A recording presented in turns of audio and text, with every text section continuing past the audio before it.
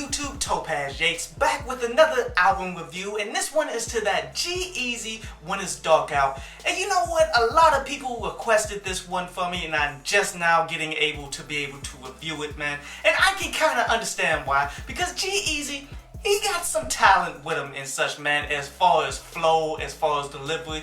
Pretty talented in that, but yet he is lacking in other key areas, like his lyrics really need work on that. And then he's kind of not very comfortable in certain types of songs, in which we hear that all throughout this album. Songs of deep issues and him trying to express his emotions, he's really not that damn confident in that, you did. And you can hear that in songs like Sad Boy, where in that song he's pretty much sounding like he's depressed about all of the negative things that come along with the music industry, because again, it is not all cracked up to what people actually think it is, and people make assumptions that it's all sweet when it's not. But yet he's saying that he's made it and such, he's got something that all these people out here want. He shouldn't be so fucked up about it, which that's a pretty deep topic and such, but he does not carry through with it that damn well. And then when you listen to him lyrically, man, he be saying things that you be like, okay, he's not that good, and he's saying things that people would turn against him for. Like when he said that he's the best white rapper and shit out there right now,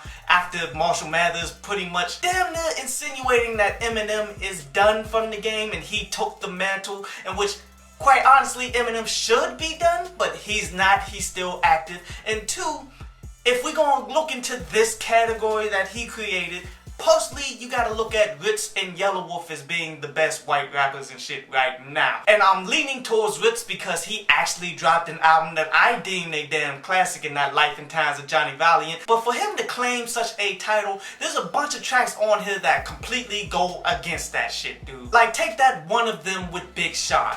Like, he is completely emulating Big Sean on his own motherfucking album and such, to the point that you had to sit down and listen kind of closely, like, is that Big Sean? And then look at that song What If, which has that whole Metro Boomin sound that Future and shit got. Even though he decided to throw a topic on top of it and actually talk about some shit, it didn't quite mesh well. And ultimately, the fact that he's jumping from style to style and emulating other people, that's not what the best do. The best be themselves and everyone else tries to become the best. But more onto that What If, man. That What If type topic, I feel as though it's played out because everybody has tried to do it and nobody has actually done it that damn well. I mean, honestly, I feel as though going back to, say, Jadakiss with his What If type concept song, I think that may have been the best one, but that one wasn't that great either. Quite honestly, only about 3 tracks on here that I really fucked with, and that's that Random, because that got that West Coast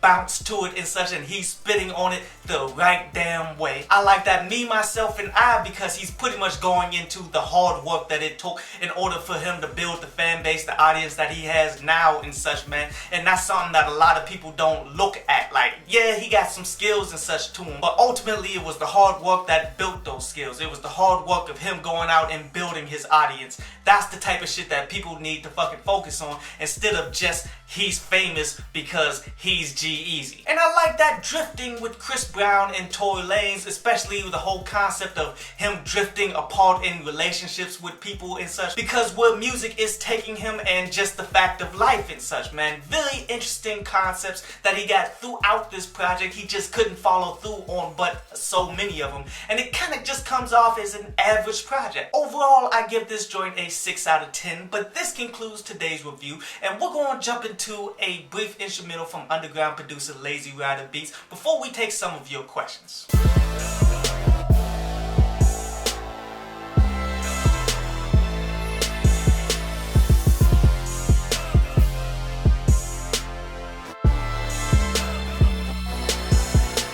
People sent this comment that Diddy produced this song instead of Timbaland, that new Pusha T joint, that Crutches, Crosses, and Caskets. Now, I got my information on that from the Rolling fucking Stone. Now, if they were wrong, they were motherfucking wrong. But ultimately, it does not take away from the fact that whether it was Diddy or Timbaland, terrible fucking production all the way around on that joint, man. And Kano says that he was kind of tricked by that Young Jeezy album because he liked a bunch of the songs that were on the mixtape, and he thought that those joints were going to be on the album. And my brother, this is why you preview and listen to everything you fucking buy. And I'm all for supporting and buying projects from artists, man, but ultimately, you got to understand this is a flawed business practice that you cannot preview the albums that you're about to fucking buy. Like, you can only listen to a few singles. And with that in mind, mistakes do happen. Like, you may think that certain tracks that was from the mixtapes would be on the damn albums if you're not like all the way following it.